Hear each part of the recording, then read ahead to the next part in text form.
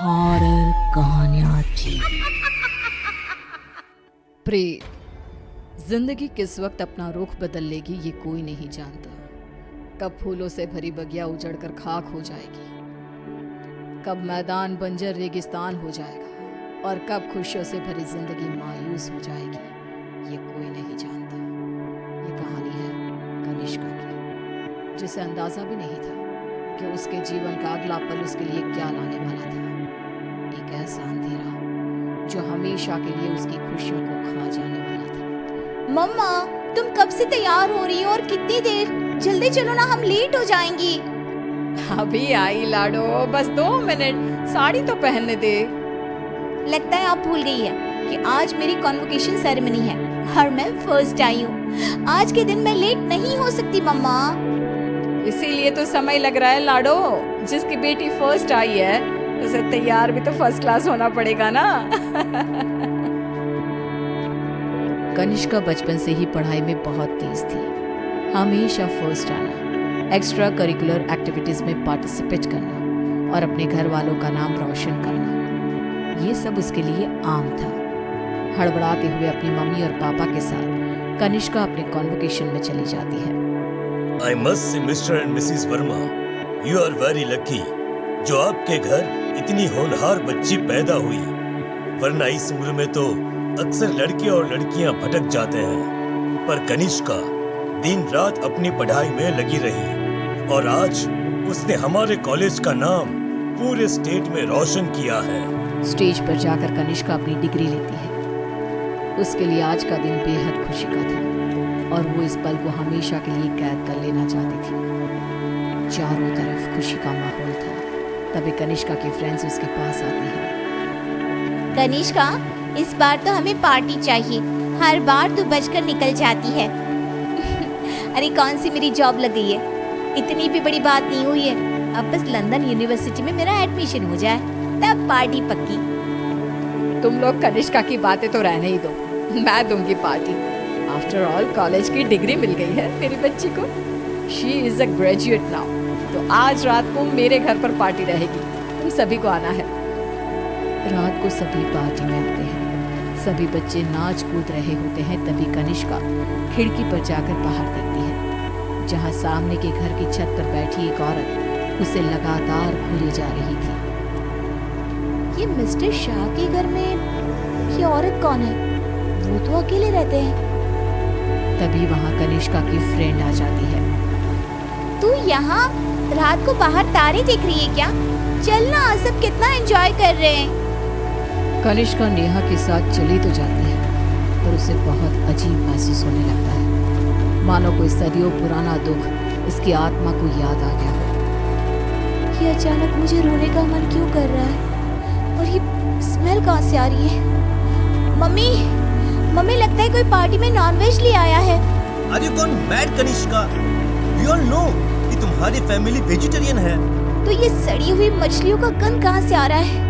क्या मजाक है ये कहकर कनिष्का जोर जोर से चीखने लग जाती है। कनिष्का की आवाज सुनकर गौतम वहां आता है। ड्रामा मत करो कनिष्का, बस इसी कारण से ही मैं पार्टी वार्टी पसंद नहीं करता।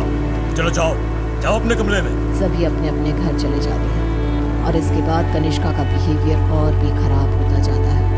रात को 3 बजे अचानक उठकर कनिष्का दीवारों से बातें करने लगती है। उसकी आवाज सुनकर रीना भागते हुए आती है। अरे बेटा, इतनी रात को तुम यहाँ पर क्या कर रही हो? और दीवार को देखकर किससे बात कर रही हो लाडो? कोई नहीं है यहाँ। रीना कनिष्का को सीने से लगा लेती है। कनिष्का का शरीर बहुत गर्म था। रीना ये देखकर सोच में पड़ जाती है। आज तक मेरी बच्ची ने कभी ऐसा बिहेव नहीं किया। आज क्या हो गया है इसे? शाम तक तो बिल्कुल ठीक थी और अब अचानक इतना तेज बुखार। ये सब क्या हो रहा है?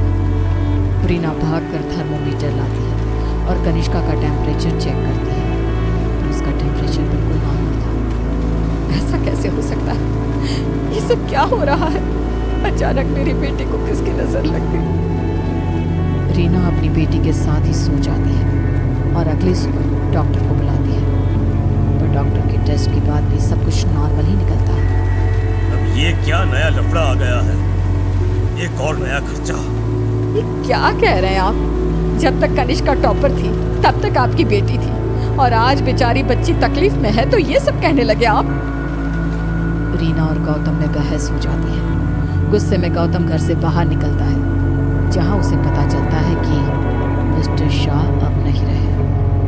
वो घर आकर कनिष्का के पास बैठी रीना को इस बात की खबर देते हैं, जिसे सुनते ही अब तक सोई कनिष्का अचानक मुस्कुराने लगती है और भागती हुई अपनी अलमारी खोलती है और सारे सामान को बाहर बिखेर देती है। क्या ढूंढ रही है बेटा, मुझे बता लाडो। इतने में कनिष्का के हाथ कैंची लग जाती है, जिसे लेकर वो अपने सर के सारे बाल काटने लगती है। मिल गया मम्मा, मिल गया। ये क्या किया तूने? अरे क्या हुआ है लाडो तुझे? मुझे पता, तूने कल से कुछ खाया भी नहीं। कुछ खा ले बेटा, कमजोर हो जाएगी। पेट भर गया है। कितनी उल्टियां भी की मैंने, पूरे के पूरे शाह को खाकर बैठा हूँ मैं। खाकर बैठा हूँ? ये सब क्या कह रही है तू? बाथरूम में जाकर देख ले। रीना बाथरूम में जाती है, जहाँ बेसिन में नीले रंग की उल्टी थी, जिसमें मांस के टुकड़े थे, जिसे देखकर रीना को भी उल्टी आने लगती है। वो भागकर वापस कनिष्का के कमरे में आती है। सुनिए जी, हमें जल्द से जल्द कनिष्का को किसी पंडित जी के पास ले जाना होगा। ये कुछ और ही है। आज के जमाने की होकर तुम ये सब क्या कह रही हो? ऐसा कुछ नहीं होता। गौतम अपनी पत्नी की बात को इग्नोर कर देता है। इसी तरह दिन बीतने लगते हैं। भूखी रहने के कारण अब कनिष्का के शरीर की हड्डियां भी दिखने लगती हैं। उसकी आंखों के नीचे काले गड्ढे आ चुके थे। अब मैं किसी की नहीं सुनूंगी, बहुत हुआ। रीना अपनी जान पहचान के एक पंडित जी को अपने घर पर लेकर आती है, जो कनिष्का की हालत देखकर ही समझ जाते हैं। बच्ची की हालत बहुत खराब है, इसे मैं नहीं संभाल पाऊंगा। ये मेरे गुरुजी ही कर सकते हैं, जो कुछ ही दिन पहले साधना के लिए हिमालय जा चुके हैं। रीना हर तरफ हाथ पैर मारती है कि कहीं कोई रास्ता दिख जाए। फिर उसे घोस्ट कैचर के बारे में पता चलता है। डूबते को तिनकी का सहारा समझ रीना उनकी टीम को भी अपने घर पर बुला लेती है, और वो लोग कनिष्का से पूछताछ शुरू कर देते हैं। क्या आए हो तुम और कौन हो? कितनों के नाम बताऊं? मतलब तुम एक से ज्यादा हो, एक से ज्यादा हो इस लड़की के शरीर में। बताओ बताओ कितने हो? हम 42 प्रेत हैं। कनिष्का की बात सुन वहां मौजूद सब लोग हैरान रह जाते हैं। उसके शरीर में बसे इन प्रेतों को निकालना अब किसी के बस में नहीं रह गया था। उसी शाम कनिष्का की मृत्यु हो जाती है, जिसका सदमा रीना बर्दाश्त नहीं कर पाती और सब कुछ छोड़ अपनी बेटी के साथ हुए इस हादसे के पीछे की वजह का पता लगाने